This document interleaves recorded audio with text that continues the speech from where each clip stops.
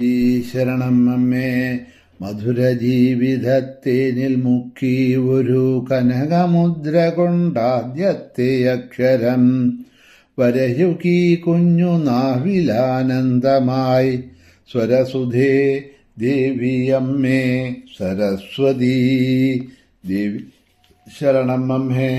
സുപ്രഭാതം, ശുഭദിനം. എല്ലാ ധന്യാത്മാക്കൾക്കും പുലർകാലവന്ദനം. ശ്രീമദ് ദേവി ഭാഗവത നിത്യപാരായണ പരമ്പരയുടെ ഇന്നത്തെ യജ്ഞവേദിയിലേക്ക് എല്ലാ സജ്ജനങ്ങൾക്കും സുസ്വാഗതം.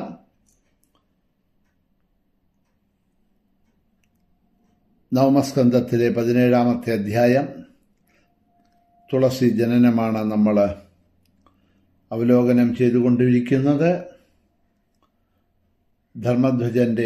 കുശധ്വജന്റെ കഥ പറഞ്ഞതിന് ശേഷം ധർമ്മധ്വജന്റെ കഥ പറഞ്ഞു. ധർമ്മധ്വജന്റെ പുത്രിയായിട്ട് തുളസി ജനിച്ച കഥ, ഭഗവാൻ ശ്രീമൻ നാരായണനെ തന്നെ, വിഷ്ണുവിനെ തന്നെ ഭർത്താവായി കിട്ടണമെന്ന് കഠിന തപസ് ചെയ്തതായിട്ടുള്ള ആ തുളസിയെ ബ്രഹ്മാവിതാവെന്ന് അനുഗ്രഹിക്കുന്നതായിട്ടുള്ള ഭാഗങ്ങൾ നമ്മൾ അവലോകനം ചെയ്തു കൊണ്ടുവന്നു ഇന്നലെ. അങ്ങനെ വിശ്വത്തെ പാവനമാക്കുന്ന പരിശുദ്ധ വൃക്ഷസ്വരൂപിയായിട്ട് നീ ഭവിക്കും. സർവപുഷ്പങ്ങളിലും വെച്ച പ്രധാനമായും വിഷ്ണുവിന് പ്രാണനേക്കാൾ പ്രിയയായിട്ടും നീ ഭവിക്കും. നിന്നെ കൂടാതെ സകല പൂജകളും നിഷ്പ്രയോജനമായി തീരും. വൃക്ഷസ്വരൂപിയായി വൃന്ദാവനത്തിൽ നിൽക്കുന്ന നിന്നെ വൃന്ദാവനി എന്നും വിളിക്കും. അപ്പോൾ തുളസിയുടെ മറ്റൊരു നാമമാണ് എന്ത്? വൃന്ദാവനി എന്ന്. ഗോപികളും ഗോപന്മാരും നിന്റെ ദളങ്ങൾ കൊണ്ട മാധവനെ പൂജിക്കും. വൃക്ഷങ്ങളുടെ അധിഷ്ഠാന ദേവതാസ്വരൂപത്തിൽ സദാ നിനക്ക് ഗോപാലരൂപനായ കൃഷ്ണനോട് ചേർന്ന് എൻ്റെ ഈ വരം കൊണ്ട് സ്വച്ഛന്തം വിഹരിക്കാം എന്ന് പറഞ്ഞ് ഇത് കേട്ട തുളസി സന്തുഷ്ടിയായി ബ്രഹ്മാവിനെ നമസ്കരിച്ചു. അദ്ദേഹം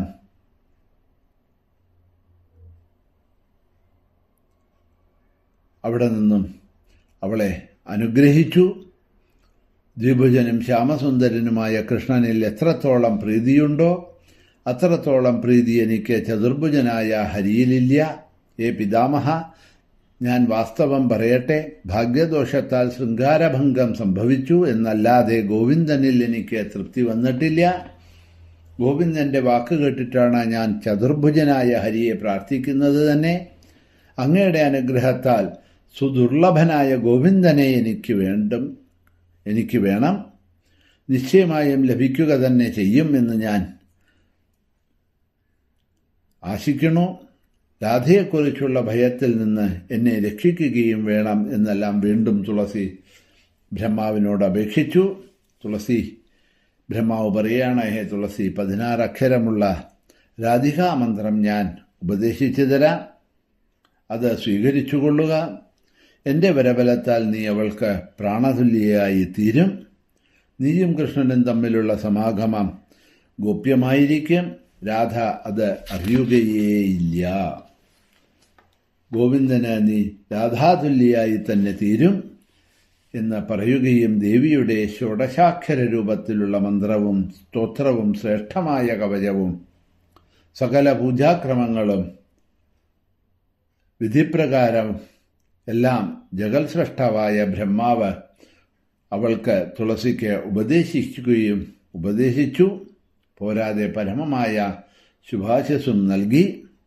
തുളസി ഉടൻ തന്നെ രാധാദേവിയുടെ പൂജ ബ്രഹ്മദേവൻ പറഞ്ഞതനുസരിച്ച് നിർവഹിക്കുകയും അവളുടെ പ്രസാദത്താൽ രമയെപ്പോലെ സിദ്ധിയായിത്തീരുകയും ചെയ്തു. മന്ത്രപ്രഭാവത്താൽ ബ്രഹ്മാവ് പറഞ്ഞ പ്രകാരമുള്ള ഉത്തമ സിദ്ധി തുളസി നേടി.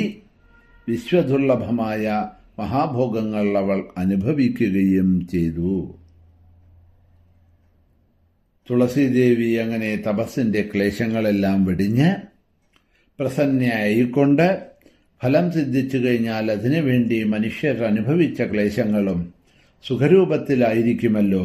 അവൾ തപസ്സിൽ നിന്ന് വിരമിച്ച് സസന്തോഷം ഭക്ഷണമെല്ലാം കഴിച്ച് മനോഹരമായിക്കൊണ്ട് തിരിച്ചു പോകുകയും ചെയ്തു എന്ന് പറഞ്ഞുകൊണ്ടാണ് ഇവിടെ ഈ 17-ാമത്തെ അധ്യായം പരിസമാപിക്കുന്നത്. അപ്പോൾ ഈ അധ്യായത്തിൽ തുളസിയുടെ ജനനം, അവൾ ചെയ്തതായിട്ടുള്ള കഠിന തപസ്, ബ്രഹ്മാവ് പ്രത്യക്ഷമായി വന്നതും, ദ്വിഭുജ രൂപത്തിലുള്ള ഗോവിന്ദനെ തന്നെ തനിക്ക്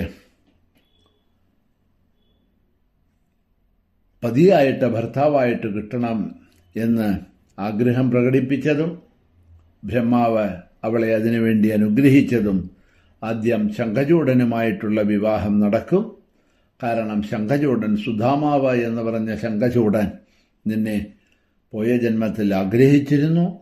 അതുകൊണ്ട് അവൻ്റെ ആഗ്രഹം സഫലമായതിനു ശേഷം നിനക്ക് ഗോവിന്ദനെ നീ ആഗ്രഹിച്ച പ്രകാരം ലഭിക്കും എന്ന് പറഞ്ഞ് അനുഗ്രഹിച്ചു.